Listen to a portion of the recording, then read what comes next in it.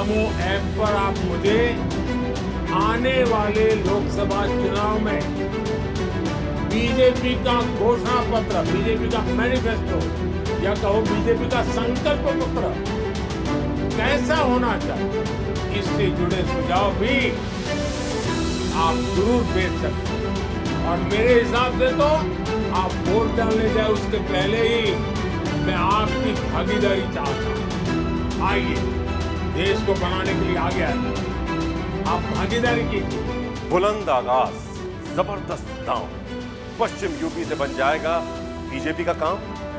कैसे विपक्षी गठबंधन इंडिया की अखंडता में आ गई दरार, क्यों बदले ममता नीतीश के सुर, क्या वक्त रहते सच में बन जाएगी यूपी के लड़कों की बात। तो नमस्कार, मैं हूं संजीव चौहान।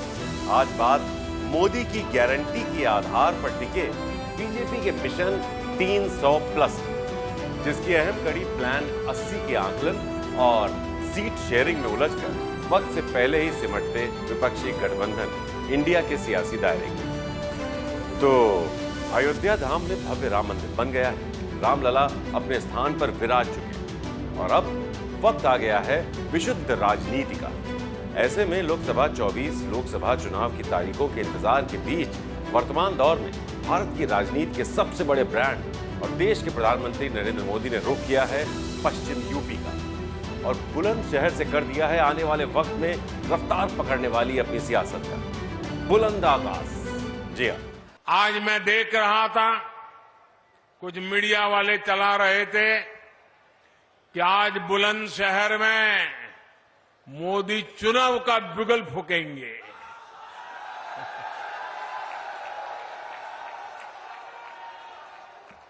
मोदी तो विकास का बिगुल फूंकता रहता है।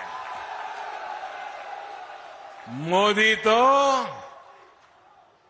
समाज के आखिरी व्यक्ति के कल्याण के लिए बिगुल फूंकता रहता है।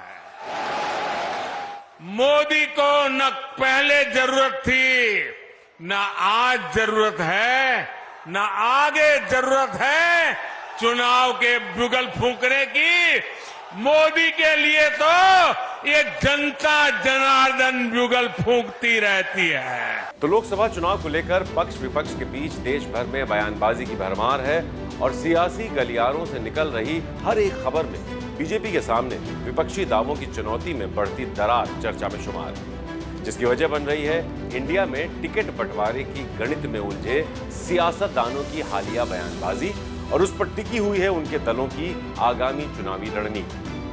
तो इसको हम विस्तार से समझेंगे, लेकिन उससे पहले हम गौर करेंगे इस बात पर कि आखिर क्यों यूपी में प्लान 80 से जुड़ी सियासी गणित को धार देने के लिए प्रधानमंत्री मोदी ने बुलंदशहर को चुना। बुलंदशहर से बुलंद आगाज की असली वजह जानने के लिए हमें रुख करना होगा साल 2014। तो साल 2014 ये वो साल था जब देश में पिछले करीब 10 साल से कांग्रेस के नेतृत्व में यूपीए की हुकूमत। सिर्फ देश ही नहीं बल्कि यूपी में भी क्षेत्रीय क्षत्रपों के सामने बीजेपी को जीत का स्वाद चखे हुए लगभग एक दशक गुजर चुका था। ऐसे में जहां एक तरफ कांग्रेस एंटी इनकम्बेंसी यानी सत्ता विरोधी लहर से जूझ रही थी, तो वहीं हाल कुछ बीजेपी का भी बहुत अच्छा नहीं था, क्योंकि आडवाणी के सहारे पिछले चुनावों में विपक्षी आरोपों की कीचड़ में बीजेपी का कमल ठीक से खिल नहीं पाया था। अब ऐसे में बीजेपी को तलाश थी ऐसे भरोसेमंद चेहरे की जो न सिर्फ केंद्र की सत्ता की चाबी उन्हें दिलाए, बल्कि बीजेपी को इतना मजबूत कर सके कि बीजेपी अपनी शर्तों पर ही 5 साल तक अपनी सरकार चला सके। क्योंकि पूर्व में बीजेपी की गठबंधन सरकारों की दिशा और दशा पार्टी देख चुकी थी।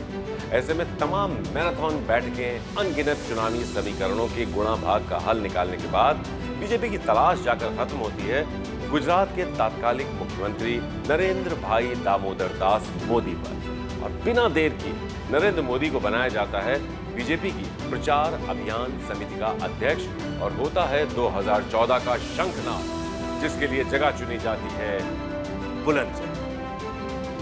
2014 में बीजेपी की ओर से प्रधानमंत्री उम्मीदवार बनने के बाद नरेंद्र मोदी ने जम्मू कश्मीर में माता वैष्णो देवी के दर्शन किए, फिर बुलंदशहर में रैली कर अपने अभियान का आगाज किया। 2014 के लोकसभा चुनाव में यूपी की 80 में से 73 सीटों पर एनडीए को जीत मिली थी, जिसमें से 71 अकेले बीजेपी के पास थी। तो यहीं से वो वजह निकलकर सामने आई जिसके कारण ही आज बुलंदशहर में प्रधानमंत्री नरेंद्र मोदी ने अपनी हुंकार भरी। दरअसल बुलंदशहर दिल्ली एनसीआर से जुड़ा हुआ इलाका है और पश्चिमी यूपी का एक प्रमुख गढ़ है। पश्चिमी यूपी में इस इलाके से संबंधित कुल 14 लोकसभा सीटें हैं। ऐसे में दिल्ली और हरियाणा से इस क्षेत्र की नजदीकी के चलते हरियाणा की 10 और दिल्ली की 7 सीटों पर यहां से हुआ ऐलान काफी हद तक जनता के माइंडसेट को प्रभावित करता है, जिसकी गवाही 2014 और 2019 में यूपी में बीजेपी की प्रचंड जीत के आंकड़े देते हैं।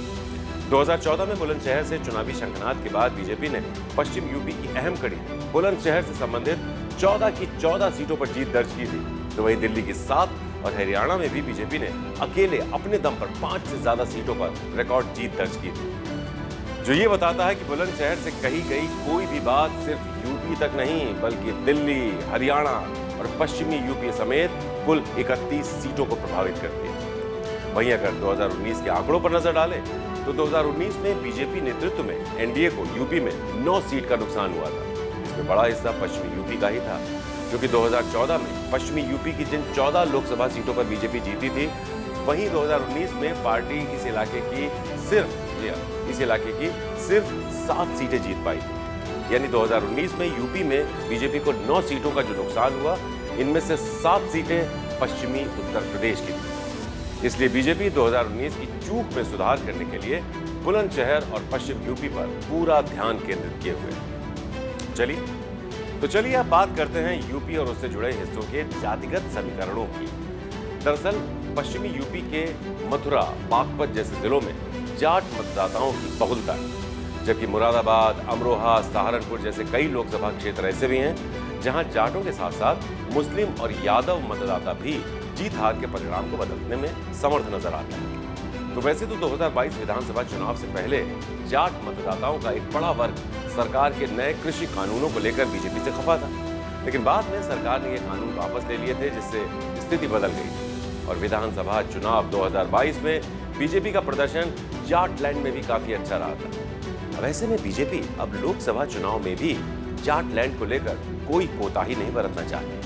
पश्चिमी यूपी के साथ ही दिल्ली और हरियाणा में भी जाट फैक्टर न सिर्फ एक अहम चुनावी फैक्टर है, बल्कि जीत और हार के परिणामों को तय करने में अहम भूमिका निभाता है।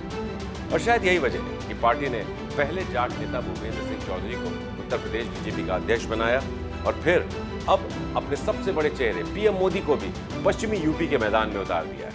क्योंकि लंबे समय तक यहां सरकार चलाने वालों ने शासकों की तरह बर्ताव किया, जनता को अभाव में रखने का, समाज में बंटवारे का रास्ता उनको सत्ता पाने का सबसे सरल माध्यम लगा।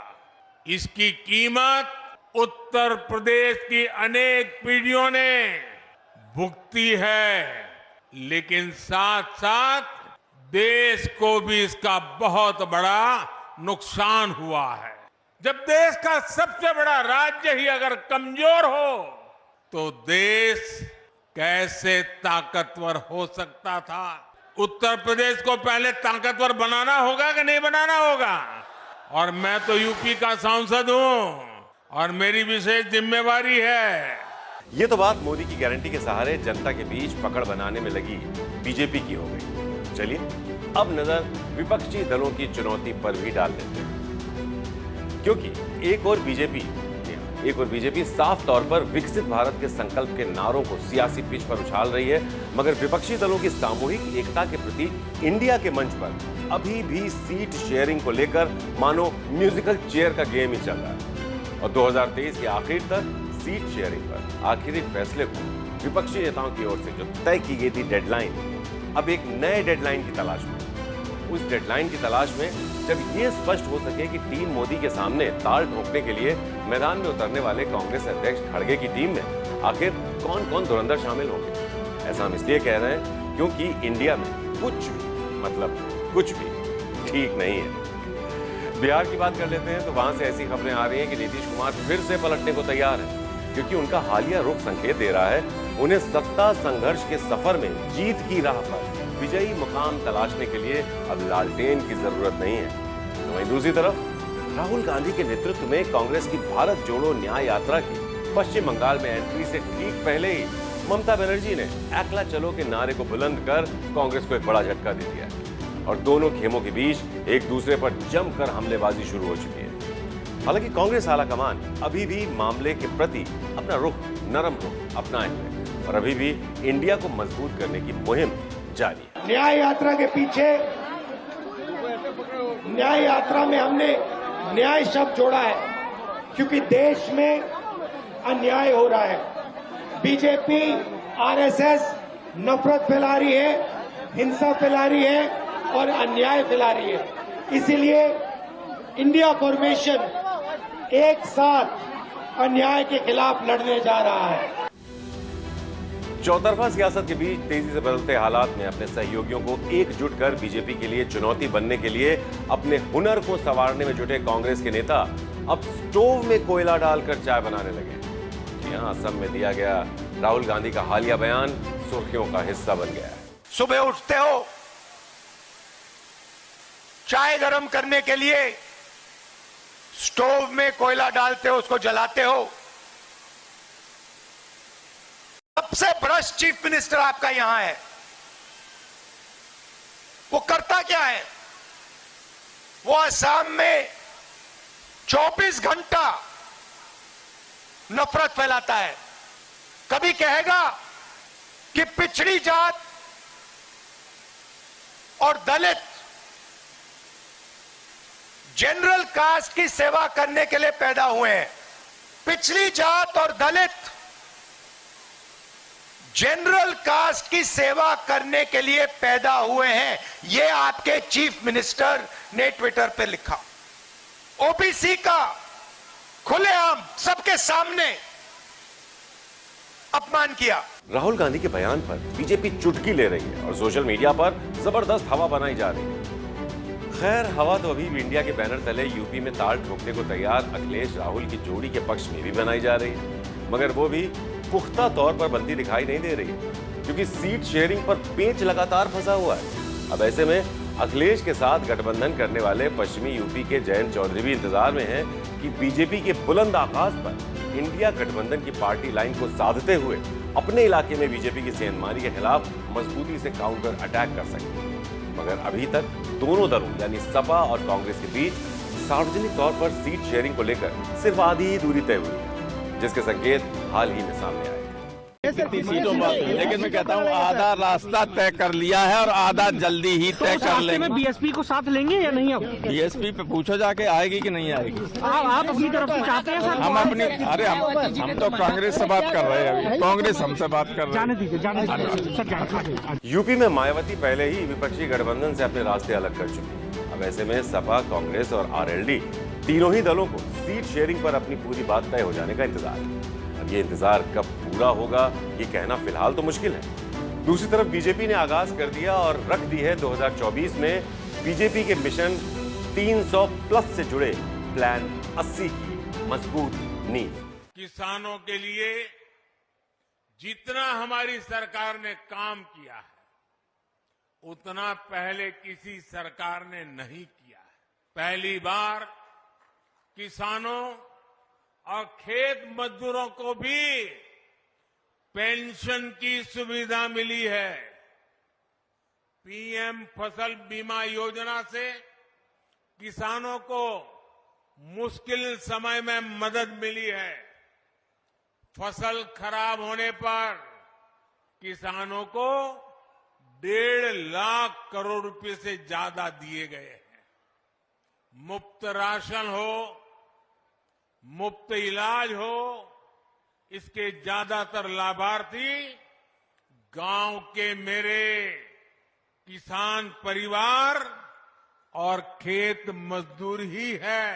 बहरहाल मजबूत इरादों के दम पर कस्मों वादों को पूरा किए जाने के दौर ऐलान का आगाज हो चुका है और हर ओर से सियासतदान अपने अपने विरोधियों के खिलाफ अपनी अपनी क्षमता के हिसाब से मोर्चेबंदी कर रहे हैं। अब ऐसे में लोकसभा चुनाव में जनता इस बार किसके वादों इरादों पर यकीन कर किसे दिल्ली के लाल किले तक पहुंचाती है और किसे मायूस कर हकीकत का आईना दिखाती है, इस राज से पर्दा तो अब लोकसभा चुनाव 2024 के नतीजों के साथ ही उठेगा। तो फिलहाल इस खास पेशकश में इतना ही, लेकिन खबरें लगातार जारी हैं। कल फिर हाजिर होंगे किसी और मुद्दे पर सटीक आकलन के साथ। तब तक के लिए आप देखते रहिए श्रेष्ठ भारत।